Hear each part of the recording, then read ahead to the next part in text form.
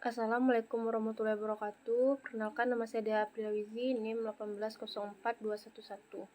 Baiklah, saya akan mempresentasikan tugas politik kebijakan publik pada pertemuan 8 tentang analisa Undang-Undang Nomor 3 Tahun 2002 tentang Ibu Kota Negara berdasarkan model politik di dalam perumusan kebijakan.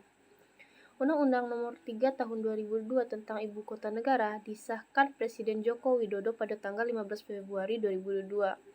Penyusunan undang-undang ini dilatar belakangi oleh ketiadaan undang-undang yang secara khusus mengatur tentang Ibu Kota Negara Indonesia.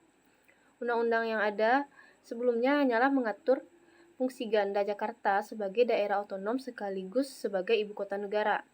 Selain itu, penyusunan undang-undang ini didasari urgensi pemindahan ibu kota negara yang sebelumnya telah disampaikan oleh Presiden Republik Indonesia pada sidang tahunan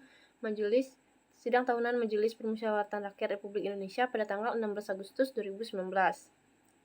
Pemindahan ibu kota negara ini didasari atas yang pertama, terpusatnya kegiatan perekonomian Jakarta dan Jawa yang mengakibatkan kesenjangan ekonomi Jawa dan luar Jawa.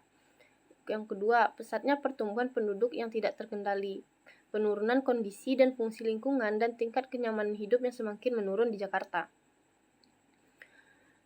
Undang-Undang Nomor 3 Tahun 2002 tentang Ibu Kota Negara ini mengatur mengenai Ibu Kota Nusantara dan pelaksanaan pemerintahannya yang dilaksanakan oleh Otorita Ibu Kota Nusantara.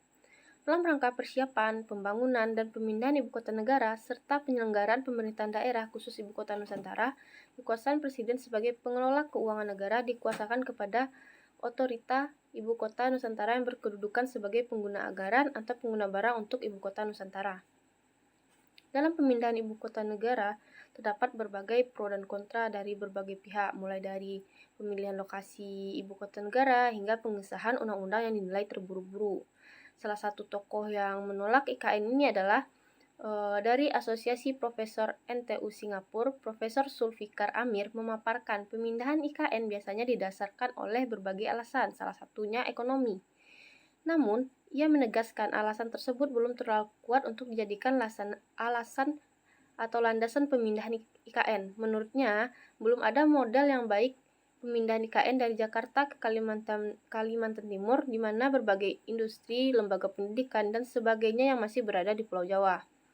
Jadi, menurut saya, perumusan kebijakan Undang-Undang Nomor 3 Tahun 2002 tentang Ibu Kota Negara lebih berkaitan dengan model elit yang mana kebijakan publik dipandang sebagai preferensi atau pilihan elit. Keterlibatan masyarakat dalam proses perumusan kebijakan publik diabaikan karena kebijakan publik mengalir dari atas ke bawah atau top down. Sekian dari saya. Assalamualaikum warahmatullahi wabarakatuh.